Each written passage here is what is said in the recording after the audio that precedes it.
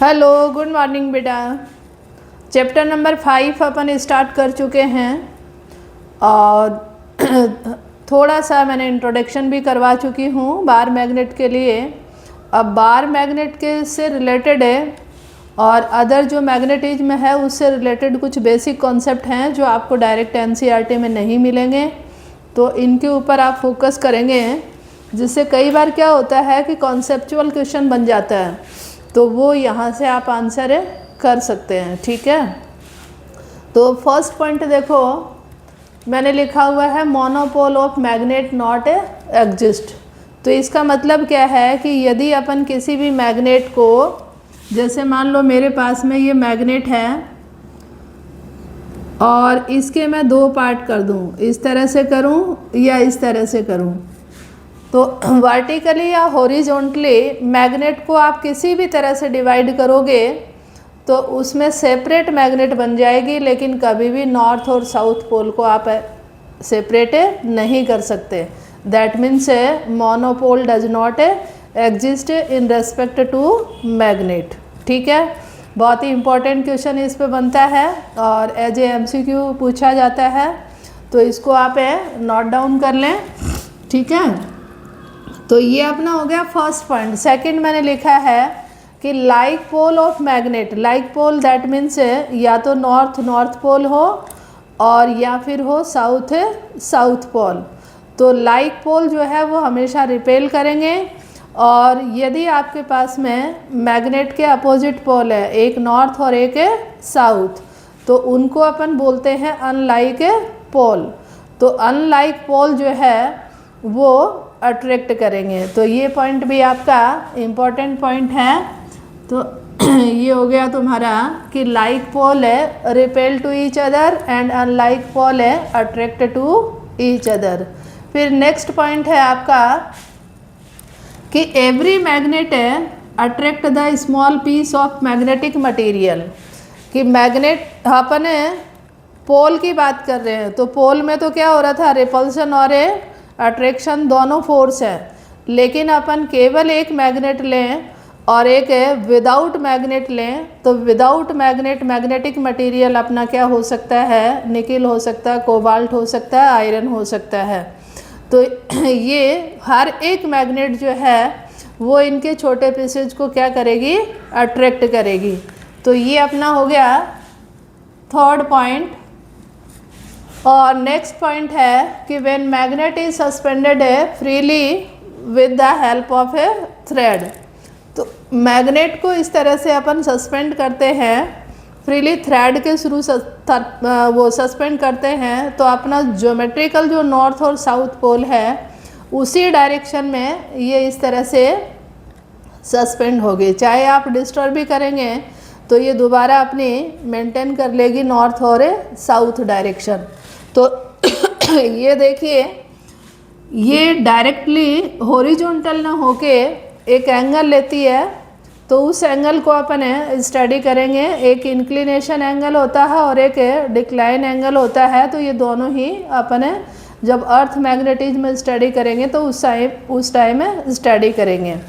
तो देखिए, जो नेचुरल मैग्नेट अपन ने बनाई है, ठीक है, उस मैग्नेट पे नॉर्थ और साउथ पोल अपन ने मेंशन किए हैं। तो मैग्नेट का जो पोल अर्थ के ज्योमेट्रिकल नॉर्थ डायरेक्शन में जा रहा है उसका नॉर्थ पोल होगा, वहाँ नॉर्थ पोल मेंशन कर दिया। नॉर्थ पोल को या तो रेड कलर से मेंशन किया जाता है या एक डॉट लगा दी जाती है, और साउथ पोल को ब्लू कलर से मेंशन किया जाता है और या फिर एन और एस लिखा होता है। ठीक है, तो ये अपने पास में हो गया नॉर्थ और साउथ डायरेक्शन। ठीक है, ये हॉरिजॉन्टल भी इंक्लाइंड होती है और नॉर्थ साउथ जो अपना इसका एक्सिस होता है अर्थ का, नॉर्थ साउथ डायरेक्शन में पोल टू पोल मिलता है, उससे भी ये 11.3 डिग्री का एक इंक्लिनेशन इसमें आता है, तो वो अपन स्टडी करेंगे। फिर अपने पास में आता है कि ये यदि अपन नॉर्थ और साउथ पोल को पास लेके जाएं या नॉर्थ पोल को साथ लेके जाएं, तो दो मैग्नेट के पोल के बीच में या तो अट्रैक्टिव या रिपल्सिव फोर्स होगा। तो उस फोर्स की स्ट्रेंथ क्या होगी, तो अपन ने स्टेशनरी चार्ज के लिए कूलॉम फोर्स स्टडी किया था, F = K Q1 Q2 upon r²। तो जस्ट वैसे ही मैग्नेट के रेस्पेक्ट में भी कूलॉम का ये फोर्स फॉर्मूला है, ये आपको एनसीईआरटी में नहीं मिलेगा।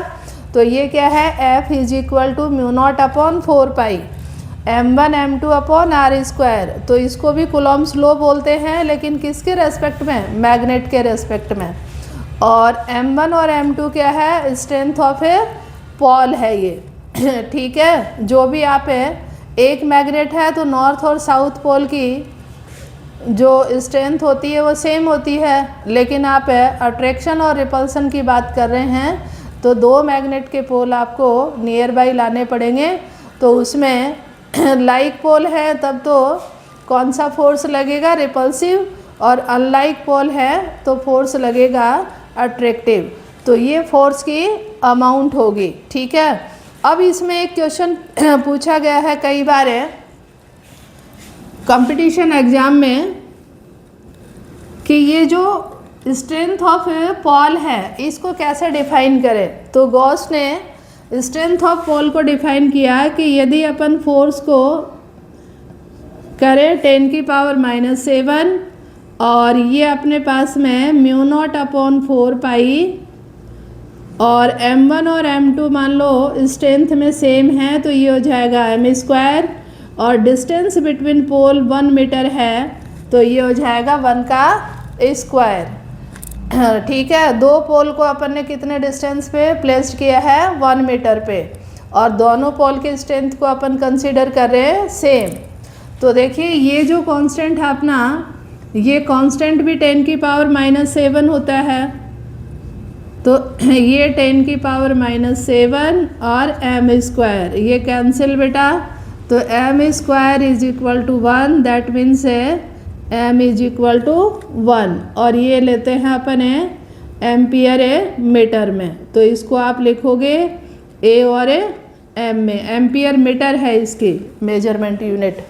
तो ये कई बार क्वेश्चन कंपटीशन नीट और जेई में पूछा गया है, तो इसको भी आप करें। यदि दो पोल के बीच में अट्रैक्टिव या रिपल्सिव फोर्स कितना अप्लाई हो रहा हो, 10⁻⁻7 न्यूटन, इतना फोर्स यदि अप्लाई हो रहा है between the two pole, then magnetic pole strength is 1 ampere metre. तो ये आपका एक न्यूमेरिकल क्वेश्चन बनता है, ठीक है। तो इसको आप मेंशन वो नोट्स में राइट डाउन करें और ये लर्न भी करें बेटा। All the best, have a nice day.